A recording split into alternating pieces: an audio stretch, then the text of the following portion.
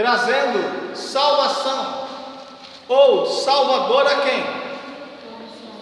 Tito 2,11, vocês não acharam ainda? Oh meu Pai amado, misericórdia. Tito 2,11. Pois a graça de Deus se manifestou salvadora, ou trazendo salvação a todos os homens. Se é a todos, é desde quando? Desde o começo. Ou seja, Adão, Eva e todos os seres humanos que nasceram após a criação desses dois, todos que nasceram, porque através deles aqui começou a nascer, todos pecaram, e só através da pessoa de Cristo é que essa salvação é possível. Amém? Vamos então para a sequência. O que é a igreja? O que é exatamente a igreja? Nós estamos num local que nós, por tradição, chamamos de igreja. Mas isso aqui nunca foi, não é e jamais será a igreja de Cristo. Isso aqui nada mais é do que um local que fora construído para culto a Deus, que é chamado de casa de oração para todos os povos. Amém? Então isso aqui é um templo. A gente chama de igreja, mas não é igreja. Isso aqui é uma casa de oração. Nós podemos estar reunidos nessa noite no meu lar, no lar de vocês, fazendo exatamente a mesma coisa. O cenário diferente, mas com o mesmo propósito: adorar a Deus. Amém? Portanto, guardem isso. O que é exatamente a igreja? O inimigo está lutando para destruir o que você vai ouvir hoje, que não é nada novo, mas se ele conseguir tirar o seu foco, ele já tira você da salvação. Misericórdia. Tá? Se ele tirar o seu foco, ele tira você da salvação. Não há como ser salvo se você perder o foco. Abra 1 Coríntios 3. Primeira carta de Paulo aos Coríntios, capítulo 3.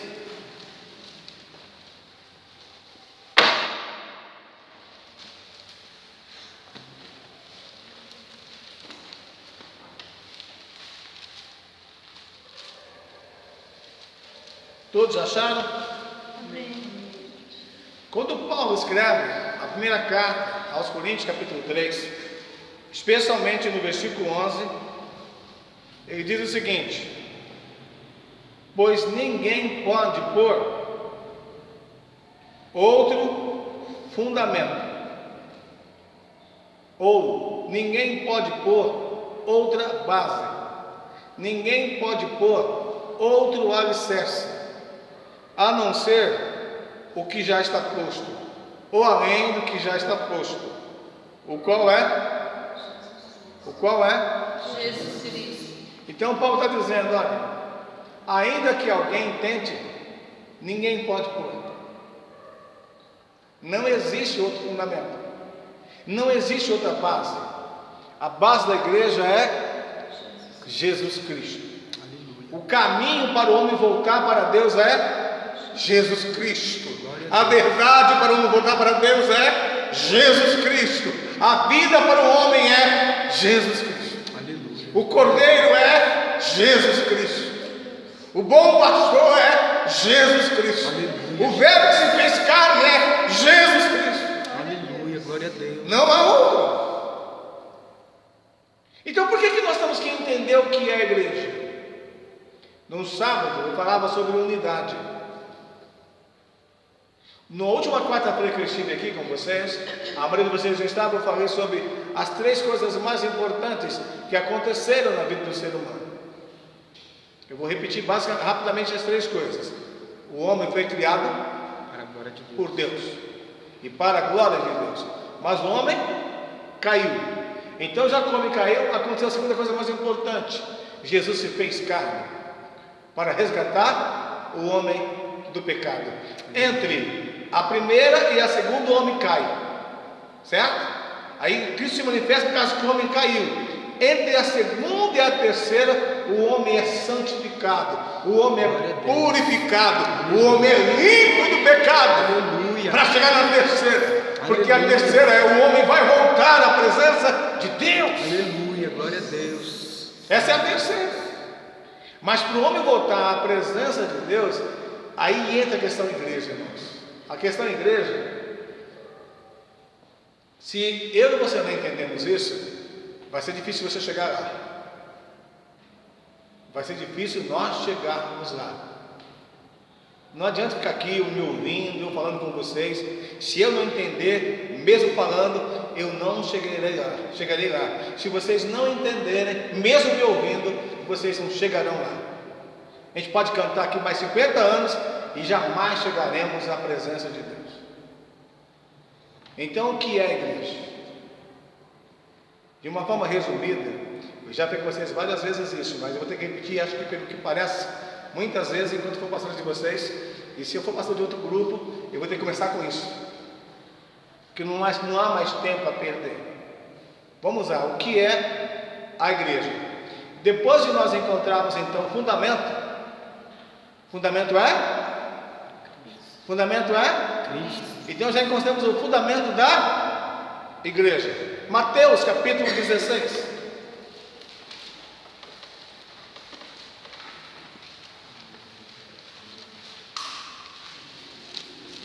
Mateus 16.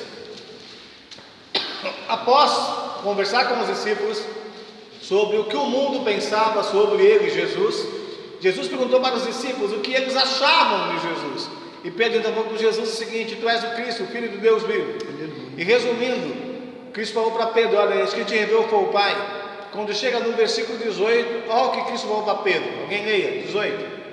Também eu te digo que tu és Pedro, e sobre essa pedra edificarei a minha igreja, e as portas do inferno não prevalecerão contra ela. Pedro ouviu de Jesus o seguinte: olha, tu és Pedro. Em outras palavras, é o seguinte: ó, você é uma pequena pedra. Você é uma pequena pedra, você é uma pedrinha. É como se Jesus estivesse olhando para Pedro e falasse: ó, sabe o que você é? Você é uma pequena pedra. Mas só, presta atenção, Pedro, sobre esta pedra, ele mesmo, Jesus, edificaria a minha igreja. Nessa você, Pedro. Lembra de 1 Coríntios? Ninguém pode pôr outro fundamento a não ser o que já foi posto. Aleluia, Jesus. Amém? Glória a Deus. Então a pedra é o alicerce, a pedra é a base da igreja. Aleluia. E a base da igreja é Jesus Cristo. Aleluia. Glória a Deus. Agora preste atenção.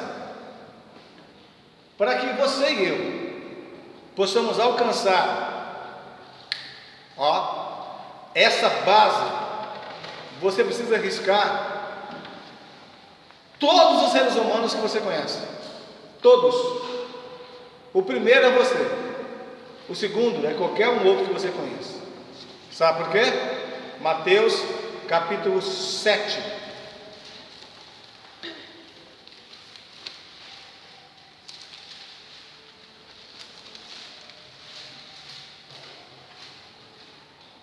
Acharam? Mateus 7, 24. Portanto, todo aquele que ouve estas minhas, juntos, todos aqueles que ouvem essas minhas e as coloca em prática, ou as pratica, será semelhante a quem? Ao homem.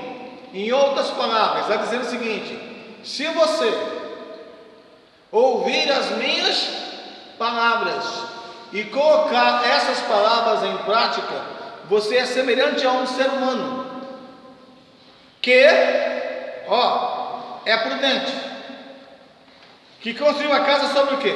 A rocha. Presta atenção nisso. Construiu a casa sobre A rocha. a rocha. Amém? Amém? Amém. Marque esse texto aí, por favor. A gente vai botar daqui a pouquinho. Rocha, guarda isso aí, tá? Construiu a casa sobre A A rocha. Ele está usando uma simbologia, ele está falando de uma construção de casa. Ele diz que o homem que ouve a palavra dele e coloca o que ele fala em prática é semelhante ao homem que constrói a casa sobre a rocha. Então, desse texto marcado, põe no papel, põe uma coisa que você tenha e abra Isaías 26.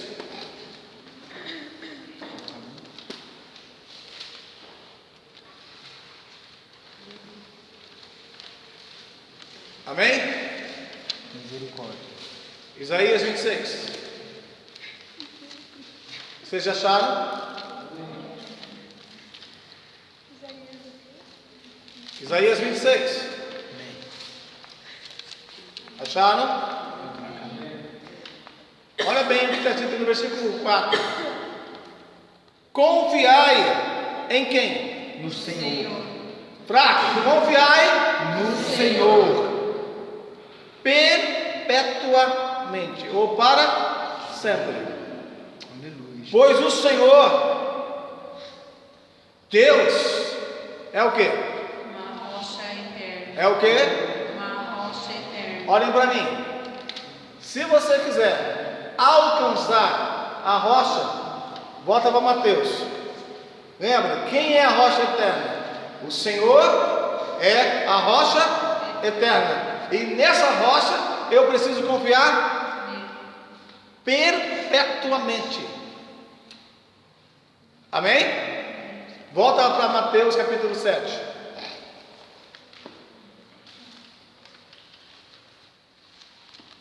Versículo 25.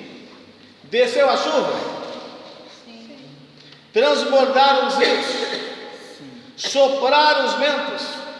E bateram contra aquela que fora construída sobre o quê? Rocha. O texto continua, ó. Contudo, ela não caiu. Não caiu por quê? Estava firmada na rocha. Estava edificada sobre a rocha. Esse texto de Mateus, ele tem uma pequena diferença do texto de Lucas. Então, esse mesmo assunto em Lucas. Para você ver que Lucas ele dá uma pequena diferença na escrita. Essa pequena diferença não é alteração na essência. É só uma forma de explicar o assunto. Abra Lucas capítulo 6.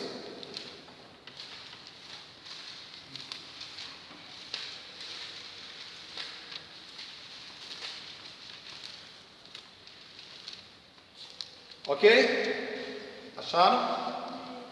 Lembra de Isaías 26? Ó, confiai no Senhor, né? Olha como Lucas capítulo 6 está escrito, versículo 46. Por que me chamais Senhor, Senhor, e não fazeis o que eu mando? 47. A qualquer que venha a mim, ouve as minhas palavras e as coloca em prática, eu vos mostrarei a quem é semelhante. 48. É semelhante ao homem que construiu uma casa, cavou bem fundo. Lá em Mateus não está essa expressão bem fundo. Quando se cava bem fundo, significa o seguinte: vai até encontrar a rocha, ou seja, tira toda terra até achar rocha. Enquanto você confiar em você mesmo, enquanto você confiar em homens, enquanto você achar, presta atenção, irmãos, por favor, que você pode confiar no que eu ensino, você está baseado em mim, e você não pode basear em mim, porque eu sou passageiro. Amanhã não estarei mais aqui, mas o Senhor que é perpétuo ou para sempre estará com vocês. Aleluia. Glória a Deus. Por isso é necessário a gente confiar conforme diz as Escrituras, não conforme diz os pastores. O pastor pode falar a verdade, mas o pastor não é a verdade. Jesus é o pastor eterno e Ele é a rocha e Ele é a própria verdade. Amém? Nós estamos falando com o tema, o que é a igreja. Então vamos lá, dando sequência. Encontramos a rocha. A rocha é Cristo. Então, quando Pedro escuta de Jesus, olha, edificarei a minha igreja, a mensagem que o pai estava passando ao filho, ou seja, Pedro através do filho é essa, ó, Pedro, ele é a rocha. Confie nele, esteja seguro nele. Amém? Agora presta atenção. Daqui a poucos dias, não no nosso tempo, mas no tempo de Deus, e no nosso tempo, pode ser mais rápido do que você imagina. Mas no tempo de Deus, nós não sabemos como definir. Amém? Então, vamos imaginar que você pense que Jesus vai voltar daqui a 10 anos. Mas pode ser que ele volte daqui a 1 ano, no tempo que você está vivendo. E 1 ano é muito tempo, não é? 1 ano não é muito tempo? Só que em 1 ano vai acontecer tanta barbaridade nesse mundo, que talvez você não suporte acontecer nesse mundo em 1 ano. Mas se você estiver firme na rocha, você não vai cair. Amém, Jesus.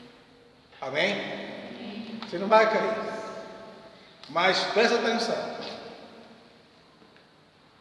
Não é possível ler tudo, então eu vou resumir um pouquinho. Abra Daniel capítulo 2. Daniel 2.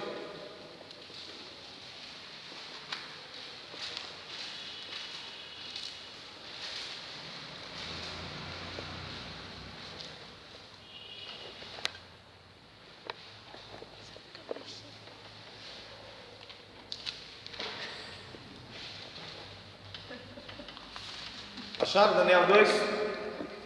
O rei tinha tido um sonho. E Daniel teve a interpretação do sonho.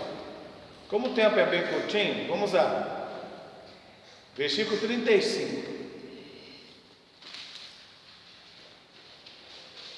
Vamos ver do versículo 32 em diante, que é melhor. A cabeça da estátua era de ouro fino, e o seu peito e os seus braços de prata, e o seu ventre e suas coxas de bronze, e as suas pernas de ferro, e os seus pés em parte de ferro e em parte de barro. 34. Estava vendo isso, quando uma pedra, olha bem, se soltou, sem auxílios de mão, a qual feriu a estátua nos pés de ferro e de barro, e o esmigalhou. 35. Então foi juntamente, esmigalhado o ferro, o barro, o bronze, a prata e o ouro, os quais se fizeram como uma palha de eira no verão, e o vento os levou, e não se achou lugar algum para eles, mas a pedra que feriu a estátua se fez um grande monte e encheu toda a terra. Vocês perceberam o que o texto está dizendo? O texto está dizendo de reinos, e está dizendo que vai descer uma pedra, e essa pedra vai passar por cima de todos os reinos, seja esse reino de barro, de ferro, de bronze, de prata, de ouro. Todos os reinos serão totalmente destruídos. Aleluia. Amém? Amém? Vamos continuar. Olha lá no versículo 43. Quanto ao que vistes do ferro misturado com o barro de oleiro, serão misturados pelo casamento, mas não se ligarão um ao outro, assim como o ferro não se mistura com o barro. 44. Nos dias desses reis, porém, olha bem, o Deus do céu levantará um reino que não será jamais destruído. Esse reino não passará a outro povo, mas esmigalhará e consumirá todos os reinos, e será estabelecido. Quem é a pedra? Quem é a pedra? Jesus. Cristo. Quando ele voltar, todos os reinos serão destruídos. Não importa o que o Temer pensa. Eu tenho lido aí que ele vai querer tirar a Bíblia da cultura brasileira. Não importa besta, não importa diabo, não importa quem seja, o Cristo está voltando e o reino dele será estabelecido para sempre. Aleluia. Glória a Jesus. Amém? Só que tem um detalhe: esse reino dele, alguém será junto com ele. Edificarei a minha igreja e as portas do inferno não prevalecerão contra ele, contra ela, que é a igreja. Amém? Quem vai estar com Cristo para sempre? A igreja. Amém? A igreja vai estar. Será que você faz parte dela? Não me responda. Se a pedra descer daqui a 20 minutos, eu tenho tempo para me consertar. Mas se a pedra descer no Simões daqui a 20 minutos, para mim, pode ser 2 dias para Deus. Então eu tenho que me consertar hoje e amanhã, porque depois de amanhã, a pedra vai descer. E se eu não fizer parte da igreja, eu também serei destruído. Tem 3 grupos de pessoas que serão destruídos. 3. Esses 3 grupos, se você fazer uma peneira bíblica, dá um só. Mas a Bíblia destaca 3 grupos que serão destruídos. E eu e você corremos sério risco de fazer parte de um desses grupos. Quais são esses 3 grupos? Isaías capítulo 1.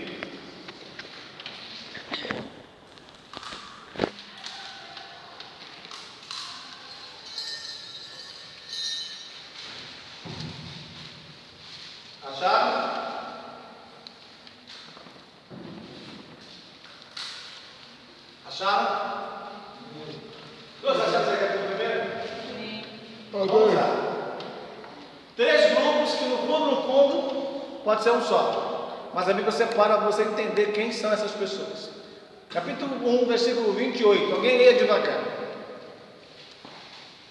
Mas os transgressores e os pecadores serão juntamente destruídos, e os que deixarem o Senhor perecerão. Alguém está com uma tradução um pouco diferente? Tem alguém com tradução diferente que eu peguei? Gente, presta atenção, vamos lá, preciso de vocês me ajudar. Todo mundo leu a Bíblia igual aí, está igualzinho? Vamos lá. Mas os transgressores, presta atenção, para você transgredir, você tem que conhecer a lei. Amém? Conhecer a lei. Então tem pessoas que conhecem a lei e estão transgredindo. Ó, os transgressores e os Quem são os pecadores? Presta atenção. Dentro de uma simbologia não é a mesma coisa? Quem transgride está pecando. Mas quem são os pecadores? Presta atenção, hein? Abra Timóteo.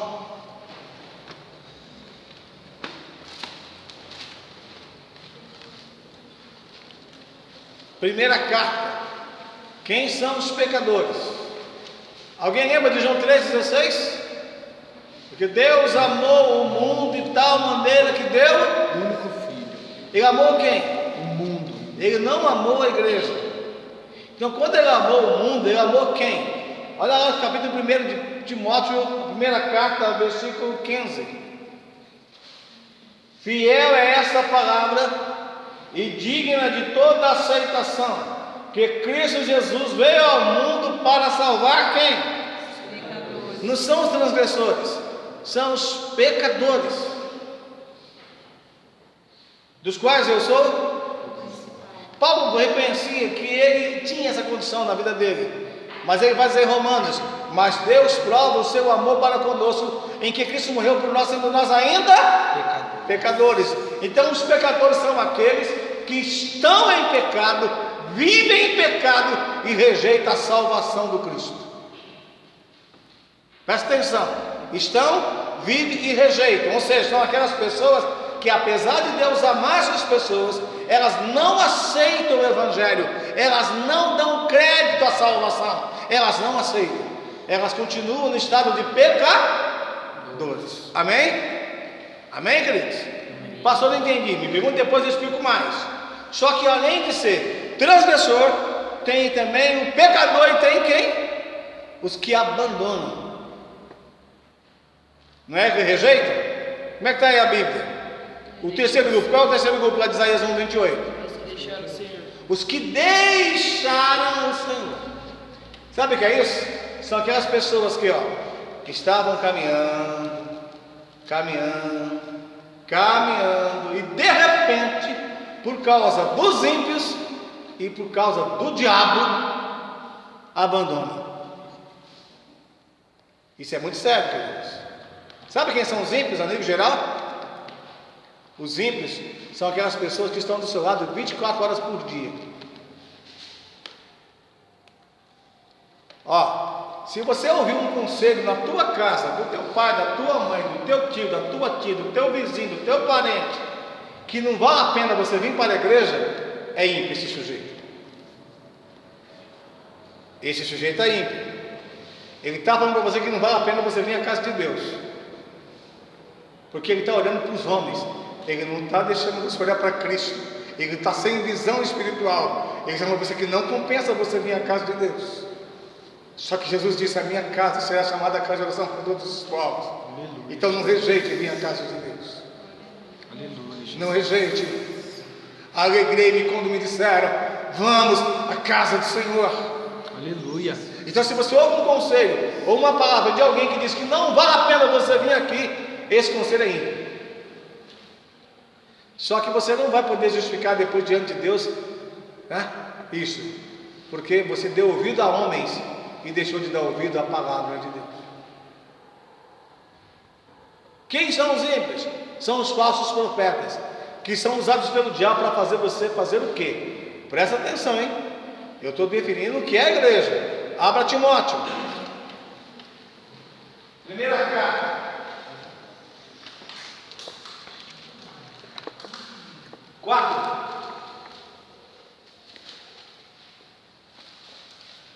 Primeira carta de Paulo a Timóteo, capítulo 4, versículo 1.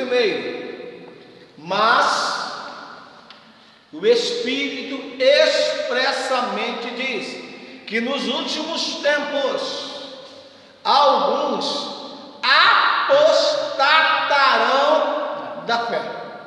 Sabe o que significa isso? Apostatar significa abandonar, significa desviar, deixar. Mas deixar o quê? A fé.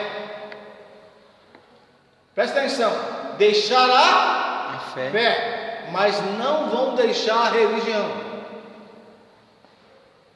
Tem muita gente que perdeu a fé faz tempo, mas na religião está até hoje.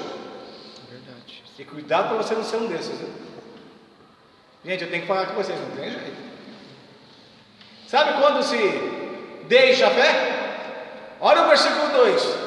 Dando ouvido, a sequência do versículo, né? Dando ouvido a espíritos enganadores e a doutrinas de demônios, pela mentiras de homens, versículo 2, que tem cauterizado a sua própria consciência. Sabe o que é cauterizada?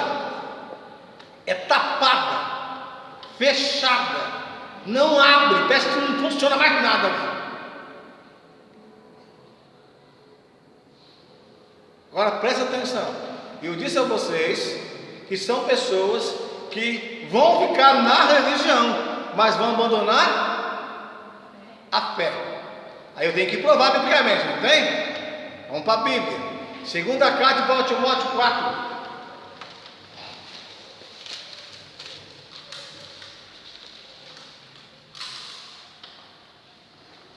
Segunda carta de Paulo a Timóteo, capítulo 4.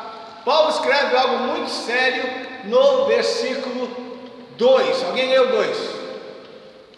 Prega a palavra, insta, quer seja oportuno, que não corrige, repreende, exorta com toda a longanimidade e doutrina. Acabou o versículo 2? Então olha para mim, por favor. O conselho de Paulo a Timóteo é: Timóteo, pregue a palavra e pregue em qualquer tempo que for possível. Pregue em tempo e fora de tempo. Não perca o tempo. Aproveite o tempo que você tiver e pregue a palavra. Faça isso com paciência, faça com longanimidade, mas faça isso. Mas sabe por quê? Olha o versículo 3. Porque virá tempo em que não suportarão a sã doutrina, mas tendo coceira nos ouvidos, ou comichões nos ouvidos, cercar-se-ão de mestres. Ora bem, cercar-se-ão de mestres segundo as suas próprias consciências, ou segundo os seus próprios desejos, e deixarão, versículo 4, de dar ouvidos a, voltando às fábulas. Sabe o que é isso? A cada da igreja escolhendo o seguinte: o mestre Tiago fala o que eu quero ouvir.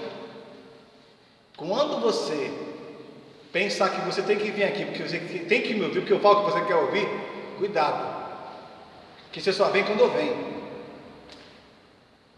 Então você está seguindo homens, não está seguindo a palavra. Você corre sério risco de cair em condenação logo. Por quê? Porque você vai começar a falar mal da igreja quando eu estou ausente. Então você não está servindo a Cristo, está servindo ao Tiago. Cuidado, irmão. Eu não tenho tempo para perder com vocês, não. E vocês podem perder comigo. Então, se você começa a falar, só gosto da igreja quando o pastor Tiago está, então você é uma pessoa que o diabo está olhando para você. E ele vai armar contra você. Vê? Guardando as devidas proporções, tá? O que Israel fez enquanto tinha Moisés? Não tinha bezerro. Mas quando Moisés subiu para o monte e não voltava mais, eles trocaram Moisés por um bezerro.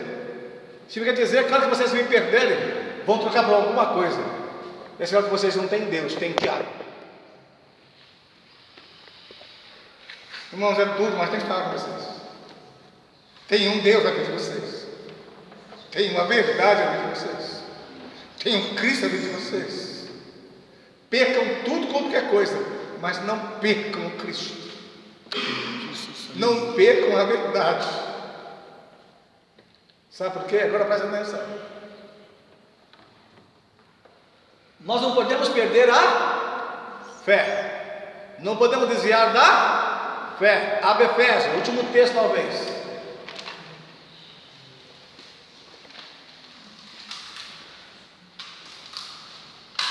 Efésios 4.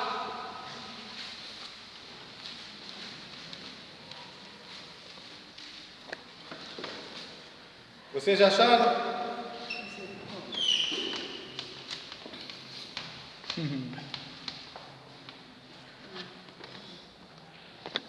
Amém? Efésios 4. Todos acharam Efésios 4? Eu vou ler, vocês acompanham a leitura. Versículo 1. Portanto, como prisioneiro de quem? Rogo-vos que andeis como é digno da vocação que recebestes, com toda a humildade e mansidão, com longanimidade, suportando-vos uns aos outros em amor. Você está suportando alguém aqui dentro em amor? Se não foi amor, você está mentindo. Se você está falando assim, presta atenção, isso é sério, hein?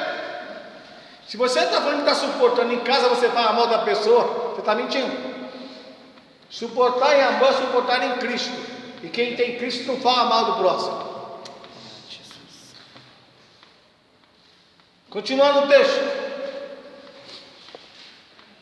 Procurando guardar a unidade no vínculo da paz. Se não tem unidade, se não tem paz, não faz parte da igreja. Está todo mundo condenado aqui. O texto continua. Há um só corpo, um só Espírito, como também foste chamados em uma só esperança da vossa vocação. Um só Senhor, uma só fé, aleluia, um só batismo. Lembra, o Senhor é a rocha eterna, há um só Senhor, uma só fé. Ou você tem a fé nesse Senhor, ou você tem a fé em mim. Se você tem a fé no Senhor, está com a fé certa, porque a fé em mim está perdida. Aleluia, Jesus. Como tem gente que não tem nenhum por aí, misericórdia. O texto continua. Um só Deus e Pai de todos, o qual é sobre todos e por todos e em todos. O texto continua. A graça, porém, foi dada a cada um de nós segundo a medida do dom de Cristo. Ele trabalha como quer na vida de cada um, amém? O texto continua. Por isso diz: subiu ao alto, levou cativo o cativeiro e deu dom aos homens. Quer dizer, se não fosse o agir dele de libertar a gente do cativeiro, nós estávamos perdidos. Os dons de Deus são para a nossa edificação, irmãos. Os dons de Deus é para a nossa edificação. Deus deu um dom para um, dom para outro, mas sempre buscando o mesmo objetivo. O dom nunca é para a sua glória, o dom não é para a minha glória, o dom não é para a nossa glória, o dom é para a glória de Deus. Aleluia. O dom é para a edificação da igreja. Aleluia. O texto continua. Olha bem o versículo 9. Ora, o que significa? Ele subiu, senão também antes desceu às partes mais baixas da terra. Ele veio no pior estado do ser humano para encontrar o ser humano. No caos eu estava, ele veio ao meu encontro. O texto continua. 11. Ele mesmo deu uns para apóstolos, outros para profetas, outros para evangelistas, outros para pastores e doutores. Ele deu, ninguém ele fez isso. O texto continua, versículo 12. Tendo em vista o quê? O aperfeiçoamento de quem? Dos santos. Meu Deus do céu, que pena que não tem mais oração para falar. Vamos continuar. Vamos lá, ó. O aperfeiçoamento dos santos para o desempenho do ministério, para a edificação do corpo de quem? De Cristo. Do corpo de Cristo. E o que é o corpo de Cristo? É a igreja. A igreja é uma unidade de pessoas. Se a gente está aqui dividido, estamos fora do reino. Então, quando Jesus voltar, irmãos, ele vai descer como uma pedra e vai passar por todos aqueles que provocam divisões. Não é divisão da igreja visível, não. A igreja visível já está dividida faz muito tempo. É daquele que divide as pessoas, separa as pessoas de Cristo. Tem muita gente fazendo isso. Todo crente que se levanta contra uma autoridade está tirando você de Cristo. Presta atenção, não tem nada de errar. Se um dia eu levantar contra a autoridade chamada Saulo e começar a chamar vocês para me seguirem, eu estou contra Cristo. Eu não posso fazer isso. E se você me segue, você não está seguindo Cristo. O texto continua. Versículo 13. Até que todos cheguemos à unidade da fé e do pleno conhecimento do Filho de Deus, a perfeita varonilidade, à medida da estatura da plenitude de Cristo. 14. Para que não sejamos mais meninos inconstantes, levados ao redor por todo vento de doutrina, pelo engano de homens que com astúcia induzem ao erro. Olha bem, queridos, você não pode ser menino mais, né? Levado como o vento para lá e para cá. Você tem que ter maturidade espiritual. Amém? Esse negócio, acho que eu vou ficar na promessa. Não sei se fica. Vou ficar na Assembleia de Deus, não sei se fica. Ficar na Universal, não sei o que fica. Está totalmente perdido, não sabe quem está seguindo mais. Não adianta você ficar na promessa sem ter Cristo. E se ficar na Universal sem Cristo, é condenado também. Você entendeu ou não? Então, quando você tem Cristo, você tem a doutrina de Cristo. Sim ou não? Sim. Então, na próxima vez que eu voltar aqui, eu vou falar com vocês sobre qual é a doutrina de Cristo. Tá? Hoje eu vou terminar daqui a pouquinho. O texto continua. Versículo 15. Antes, seguindo a verdade em cresçamos em tudo naquele que é o cabeça. Quem é o cabeça? Cristo. Quem é o alicerce? Quem é o cabeça? Cristo. Quem manda em você? Cristo. Tem certeza disso? Se ele não manda em você, você não está nem no alicerce. Meu pai amado. Deixar de mandar, né? Quando vem o bem da noite, permanecer em pé. Se ele não mandar em você, você não permanece em pé. O texto continua. 16. Do qual todo o corpo bem ajustado, ligado pelo auxílio de todas as juntas e medulas, segundo a justa operação de cada parte, faz o seu próprio aumento para a edificação de si mesmo em amor. Amém? Amém. Alguma pergunta?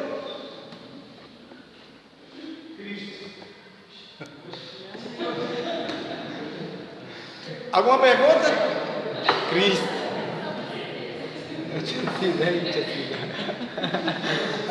O que é a igreja? A igreja é uma unidade de pessoas que está fundamentada no Cristo e é governada por Cristo. Quem não está em Cristo não está na igreja, ou não é parte da igreja. Quem não é governado por Cristo também não faz parte da igreja. Se você é governado por mim, cuidado.